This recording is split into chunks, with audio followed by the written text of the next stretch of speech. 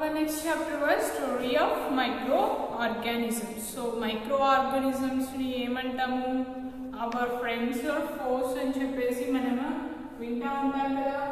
So చూడండి ఇక్కడ మైక్రోఆర్గానిజమ్స్ మనకి ఫ్రెండ్స్ లాగా హెల్ప్ చేస్తాయి, అట్ ది సేమ్ టైమ్ మైక్రోఆర్గానిజమ్స్ మనకి హార్మ్ ని కూడా చేయొచ్చు. ఓకే, చూడండి microorganisms are present everywhere. They are found in air, water, soil, within the bodies of the animals and plants, and over the surface as well. Some microorganisms are very useful and help us in many ways, while some of them are harmful.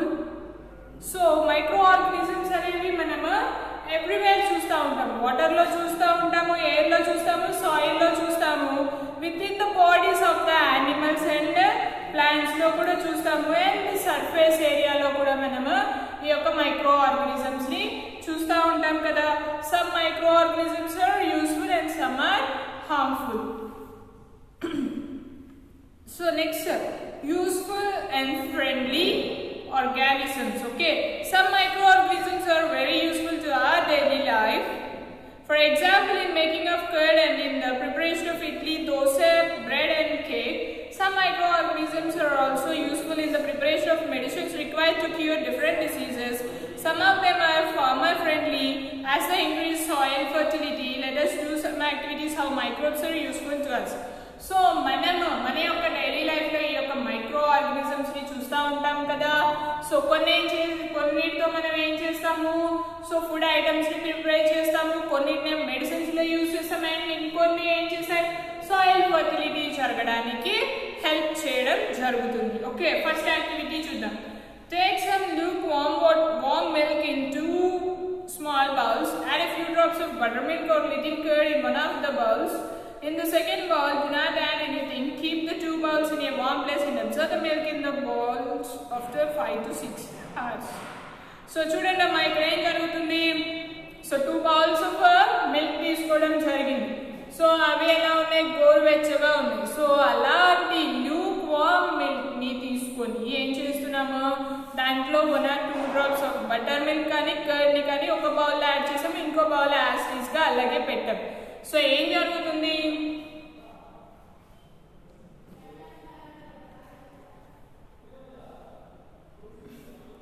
Curd అనేది form అవుతుంది కదా ఆ యొక్క worm milk నుండి. So సరే, ఇంకోటి కూడా మనం చూస్తాం. సెకండ్ బౌల్లో కూడా మనం ఏం చేస్తాము, అదంతా లిక్విడ్ పార్ట్ అంతా సాలిడ్ పార్ట్ గా మారడం చూస్తాం కదా. సో ఒకటేమో కర్డ్ అయింది, ఇంకోటి కూడా ఎలా ఉండింది, కర్డ్ లాగే ఉంది, కానీ అది కర్డ్ అవుతుందా, అవ్వదు. ఏం జరుగుతుంది, అవి మిల్క్ అనేది విరిగిపోవడం అనేది జరుగుతుంది కదా. సో దాంతో మనం ఏమన్నా చేస్తామా, సరే లాక్టోబాసిల్లస్ దాంట్లో కూడా ఉంది అని చెప్పేసి చెప్తామా, లేదు. ఎందుకని బటర్ మిల్క్ వేసినప్పుడు లాక్టోబాసిల్లస్ ఏం చేస్తుంది, కర్డ్ గా మారుస్తుంది. సో ఇంకో బౌల్లో ఉన్న మిల్క్ కూడా ఏం జరుగుతుంది, సో సేమ్ అలాగే ఉండింది, కానీ అది కూడా కర్డ్ ఫామ్ లోనే ఉంది, కానీ కర్డ్ కాదు. సో దాంట్లో లాక్టోబాసిల్లస్ లేదు.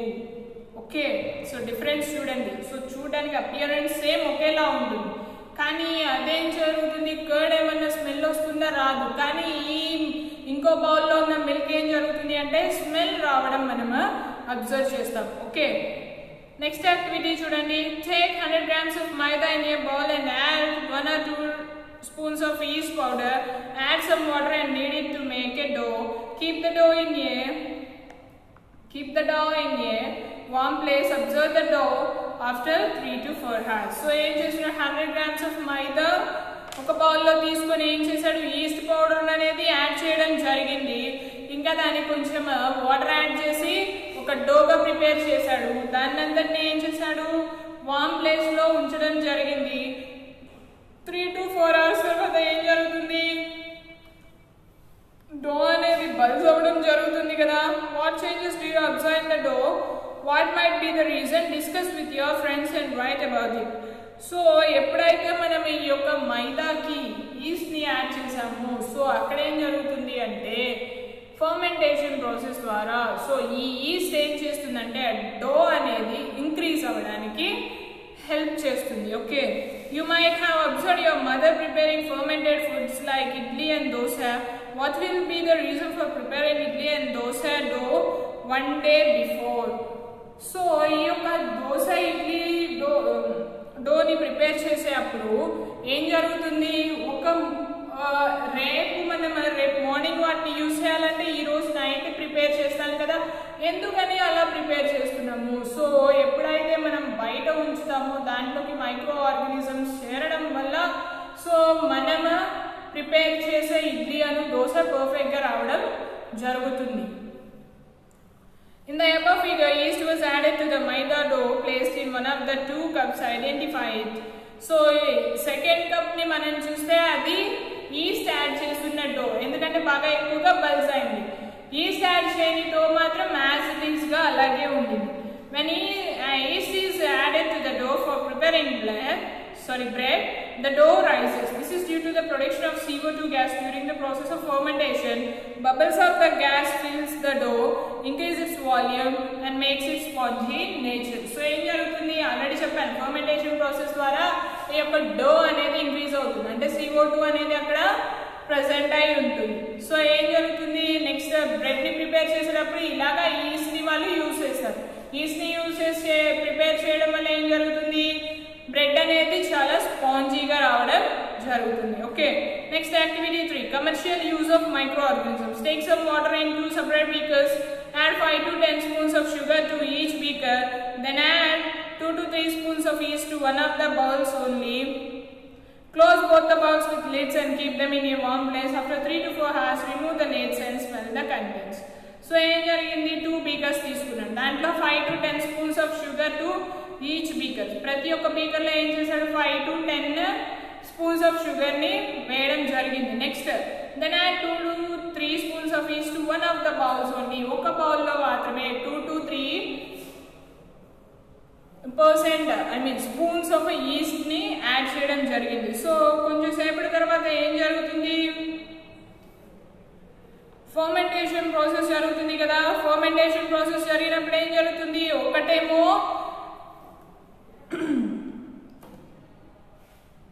సో 2 bowls లో ఒకటేమో ఫర్మెంటేషన్ ప్రాసెస్ అండర్ గ్రో అవుతుంది, ఇంకోటేమో నార్మల్ గా ఉండిపోతుంది. What the differences did you observe between the 2 bowls? What will be the reason for the order in yeast mixed bowl? So east mix చేసిన బౌల్లో order ఎందుకు change అయింది, normal గా ఉన్న దాంట్లో ఎందుకు చేంజ్ అవ్వలేదు అని చెప్పేసి అంటున్నాను. సో ఎందుకో చూద్దాం. This is the characteristic smell of alcohol. So అదేంటంట, ఆల్కహాల్ ఫార్మ్ అయిపోయింది. Sugars are converted into alcohol by yeast. Alcohol presence లో ఈ యొక్క షుగర్స్ ఎలా కన్వర్ట్ అయినాయి, షుగర్ ఆల్కహాల్ గా ఎలా మారింది, ఈస్ట్ ప్రెసెన్స్ లో మారడం మనం చూస్తాము. దీన్నే ఏమంటాము, ఫర్మెంటేషన్ అని చెప్పేసి అంటాం. This process is used on a large scale in the production of alcohol, wine, beer and acetic acid. Yeast is grown in natural sugars present in grains like barley, wheat, rice and crushed fruit juices like grapes. So ఈ యొక్క east అనేది ఎక్కడ grow అవుతుందంట, natural sugars like grains like బార్లీలో, వీట్లో, ఇంకా ఎక్కడ చూస్తాము, crushed fruit juices లో, రైస్ లో ఇవి, అలాగే క్రష్డ్ ఫ్రూట్స్ లైక్ గ్రేప్స్ లో ఈ యొక్క ఈస్ట్ అనేది గ్రో అయ్యి ఆల్కహాల్ గా, వైన్ గా, బీర్ గా అది చేంజ్ అవ్వడం జరుగుతుంది. Okay, molasses produced in sugar industry is used in the preparation of ethyl alcohol by adding yeast for fermentation. So molasses, so what is molasses? Molasses అంటే sugar cane ని crush చేసిన తర్వాత పిప్పి ఉంటుంది కదా, దాన్ని ఏమంటాం, మొలాసెస్ అంటాం. ఈ యొక్క మొలాసెస్ ని కూడా యూజ్ చేసి ఏం ప్రిపేర్ చేయొచ్చు, ఇథైల్ ఆల్కహాల్ ని ప్రిపేర్ చేయడం జరుగుతుంది. Okay, medicinal use of micro organisms. Some times when we fall ill, get injured or need to undergo an operation, doctor prescribes some medicines that kill the bacteria involved. Such medicines are called as antibiotics. These antibiotics are produced by growing specific microorganisms. Nowadays, a number of antibiotics like Penicillium, tetracycline, streptomycin, erythromycin are being produced.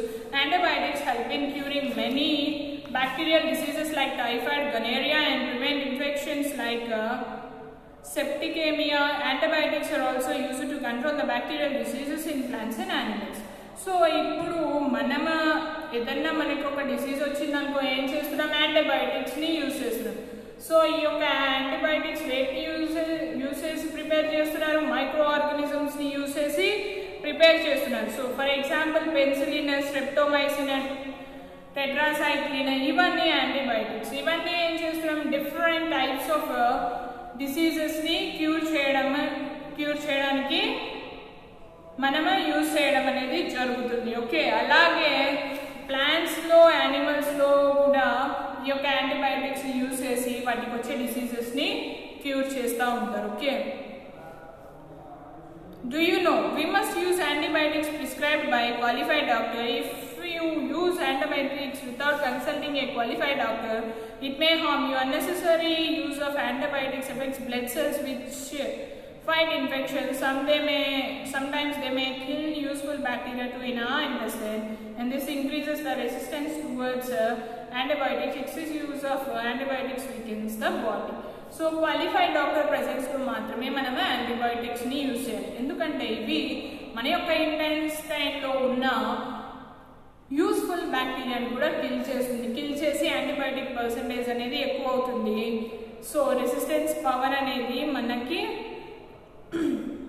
increases the resistance power towards antibiotics. Excess use of antibiotics weakens the body. So ఏం జరుగుతుంది, ఎక్సెస్గా use చేస్తే యాంటీబయాటిక్స్ని అవేం చేస్తాయి, మన బాడీని week చేయడం జరుగుతుంది. Okay, ఇంకా ఏం జరుగుతుందంటే unnecessary use of antibiotics also kill blood cells which fight infection.